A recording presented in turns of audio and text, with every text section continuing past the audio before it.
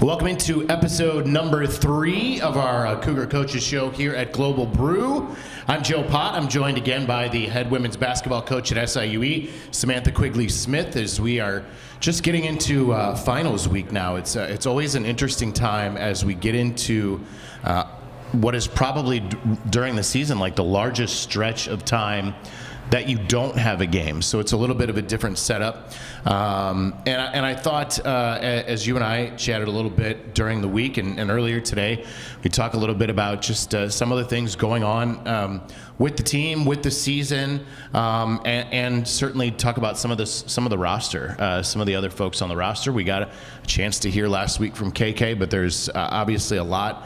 A ton of talent on this roster, and I wanted to kind of revisit that. Of course, we can talk about a tough game, obviously, at Carbondale. Didn't go your way. And again, a good stretch here before you guys get to Xavier to kind of restart this season. But let's talk a little bit about some of the other folks on this roster and some of the talent. I really enjoyed, thinking back to that Northern Illinois game, just one of those complete games that everybody got involved. And I think that you've told me, and at this level, that's kind of what you need to have success, right? It's got to be about everybody getting involved. Yeah, absolutely. And I would say our best games are the ones where we have the most assists. We have 5 or 6 more assists than the other team. We share the basketball. We get in that category of 18 to 23, 24 assists, and that's a really elite basketball game where multiple contributors are a part of your success and what you're doing. And obviously guarding, we have to guard better. So we're going to try some new things here in the next couple games, and then also moving into the conference season, just being really prepared to guard a little bit differently in the second half of the season. So you've got some shooters, certainly in Macy Sylvie and Sophie Lois. It's kind of fun to watch them, certainly when they get those open looks, and that can change a game. Yeah, and especially their consistency this season. From a percentage standpoint, we've talked to both of them a lot about, we want your percentages to be at a certain place, that 33 to 36% on the season, but in stretches of games. So for them to be shooting as consistently as they have been really gives us another great scoring threats in both of them. And those are 2 women that played substantial minutes last year. Sophie started majority of the games, Macy started beginning of the season, and then at the end of the season as well. So they have that playing time experience, and so now to step into a different type of role from a scoring standpoint and a shooting standpoint has been really beneficial for us. Ava Stoller is someone else who is really excelling for you, and one of the things she's done well is when she gets to the free throw line, she's knocking them down. And again, coming into this week, your team, SIUE, leads the Ohio Valley Conference in free throw percentage. And again, when you talk about things that make a difference in a game, and specifically when you get into conference games, they're going to be decided by 1 or 2 possessions. Knocking down those free throws is huge. Yeah, definitely. We've had the close game experiences, so for her to shoot that well from the line, and not only that, but she's a freshman who's, I think on a good day, 5'6", and she averages 4.7 rebounds a game. That's really elite from a freshman and from a freshman point guard. So she really goes and gets the basketball from the rebounding end of it all, and we really need that out of somebody from the guard position. Yeah, without a doubt. And again, it just goes back to kind of what you were talking about too. When you're sharing the wealth and when you're getting the contributions, that's a big deal. So just a couple others: Ava Galuza, Olivia Clayton, both giving you 6 or thereabouts points per game. Real contributors. Yeah, and it'll be great to get Ava back. She's had an ankle injury. She's been mending, and now we'll be back here hopefully soon. But then getting some of that post play like Olivia, Hallie Smith, Bree Wooldridge, those 3 being great contributors for us, not only scoring wise but rebounding wise. This is a group and a team that has said numerous times that they want to lead the league in rebounding, and so that's got to be a really huge point of emphasis for us, not only defensive rebounding but going to get ourselves more possessions on the offensive end. And you've got really great shooters, so we say this all the time: long shots mean long rebounds. So our bigs being really active on the glass, finding opportunities where they can get us more possessions. When I'm looking at a box score, I'm watching a game, doing a game, and I'm seeing those kind of rebounding numbers. There's a lot that goes into it, because obviously there's positioning and there's being in the right spot, but there's also sometimes just the will to pursue and go get that rebound, isn't it? Oh yeah, there's a different level of energy in the best offensive rebounders. We've played against a couple this year. There was a phenomenal rebounder from Dayton that our ladies had to really lock in on and block out really hard. So giving them some examples of, hey, this is what it should look like. A shot goes up. Are you working really hard to get yourself around somebody, to have a knack for the basketball? And Ava Stoller is a really great example. She does a great job of going to get the basketball wherever it may be. So, she might not always block out or get a body on somebody, but she knows how to get the basketball and go get the basketball. So our big challenge for them, I would say, coming up here and playing a lot more like programs, mid-major programs, and now going into the OVC. And this is definitely a league that they can dominate from a post-play standpoint. So we're excited for them. Coach, how much do you use when you do see an opponent like that? How much can you use that in film? Exactly as you said, like, here's a great example for you to look at, for you to watch, to emulate. How much can you use that? Yeah, definitely. And I think it's one thing when we talk about each player's role and how important that individual at Dayton, and she might not score a whole lot of points, she might not have a ton of assists, but what she does for them is she rebounds. So all of our women buying into whatever role it is that they have, and your roles can change as weeks go by and games go by, but having someone on our group and in our program that says, like, this is what I'm going to do for our team, because our team really, really needs that. And we have that in some of our post play. They just need to emerge and kind of go get it. We're going to talk to your assistant coach, Liz Dorn, about this as well, but it is finals week, and it is a kind of a different look and a different schedule. How do you and the coaches kind of balance what kind of responsibility your girls have this week in the classroom, and then of course on the court continuing to prepare? Yeah, a few things come into play. You want to give them some time off to be able to study, and then health-wise, you want to keep them really healthy during this stretch, but also ready and prepared for an opponent you're going to play on Friday night, and then moving into going up north to play Loyola. So all around there's like a focus. Obviously it's more student first than athlete at this time and juncture of the year. So all of our women are really locked in. A lot of them were in study zone today. Liz will kind of give you a day-to-day and what they're doing right now, but all around it's like a focused week. Coach, we will have you back for segment number 3. We'll talk a little bit more about 2 games upcoming here as we continue through the month of December, and we're getting closer and closer to OVC play, obviously. We'll let you take a break. We'll visit with your assistant, Liz Doran, here in a minute. But, Coach, thanks for the time in segment number 1. Yeah, definitely. See you soon again. That is segment number 1. We'll come back here and visit with the Cougar assistant, Liz Doran, right after this.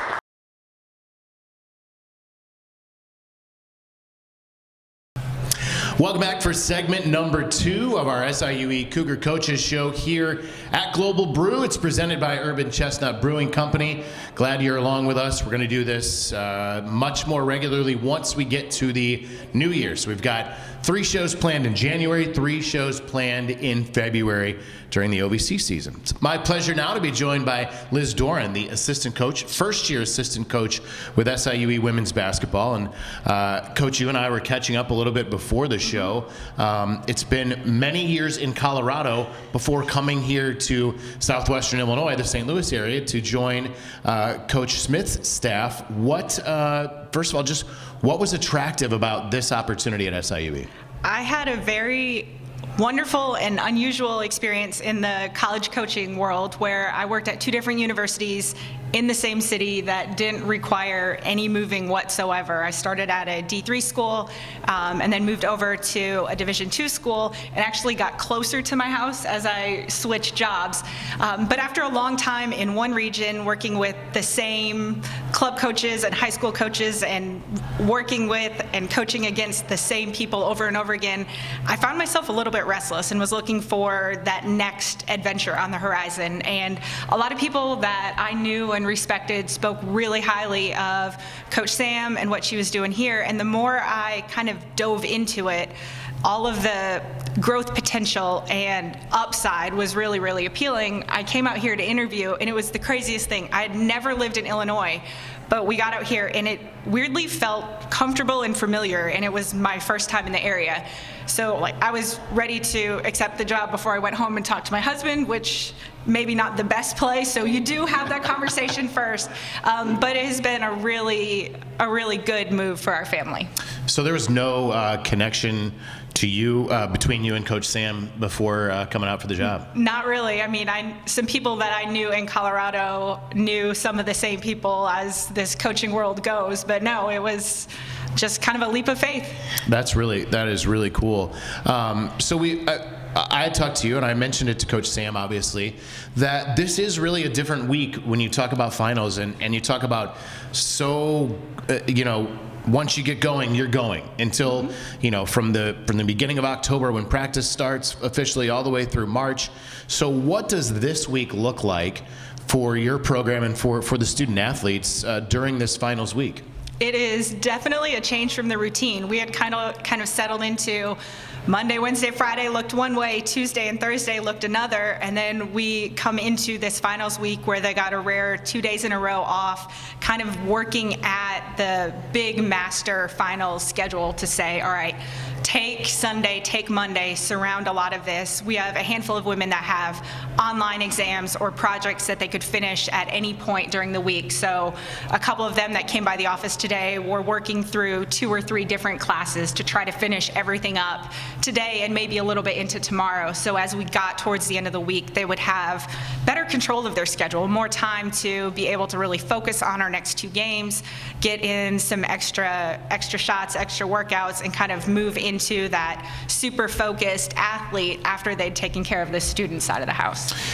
And that's kind of a cool thing too, because then you're going to get the part where, at least for a little while, there is no academics to really worry about it. And as you said, you get that super focused athlete. So you do get kind of the 2 halves of the week. How much do you lean on the academic staff at SIUE as you're going through this week as well? Oh, incredible. I mean, we lean on them all semester long, but probably in the last 5 days, I've had like triple the number of text messages with Ashley, who works with our student athletes, just trying to make sure that everybody is on top of everything and getting those like real-time updates on how they're doing in their classes and who still has what outstanding, and to know that when we show up for practice tomorrow, these 2 or 3 women might be a little bit stressed because their next final is later that afternoon as soon as we leave the gym.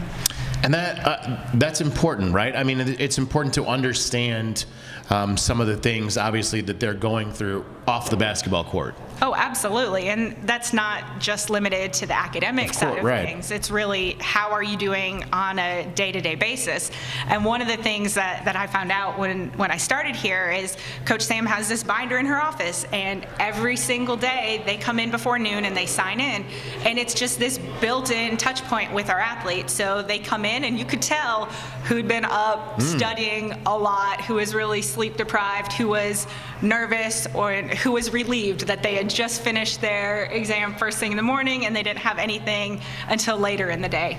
That's a really cool kind of fact. So I wanted to chat as well about the upcoming trip. Liz Doran with us, assistant coach for our women's basketball team.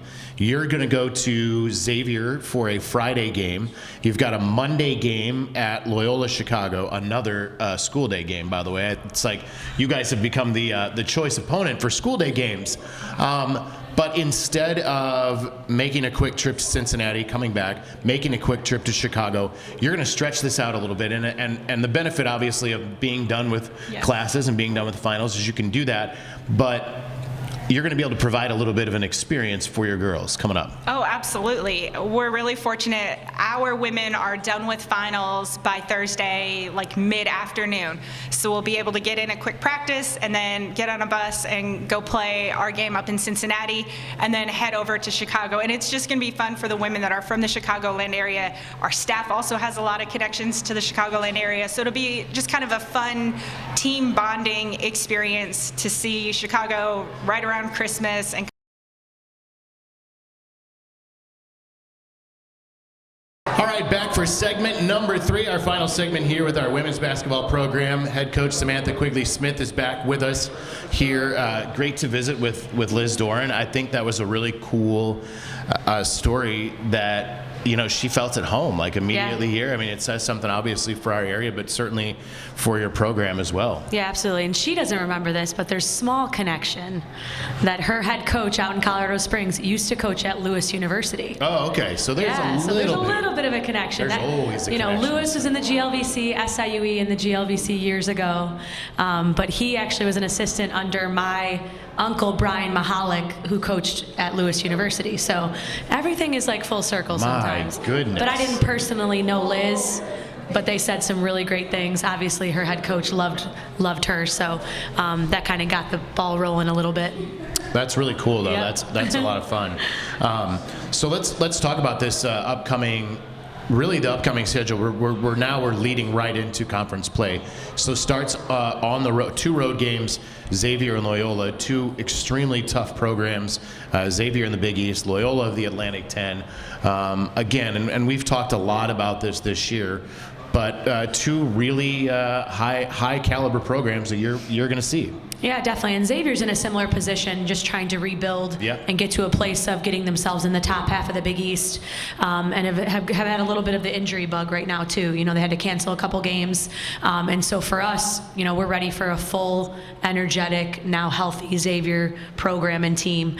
And so very much like us, though, they're clawing and hungry for wins, and so we've got to meet that with a lot of energy, intensity on the road. And a lot of times on the road, you're going to have to bring your own energy. You don't have the fan base, you don't have the full-on support.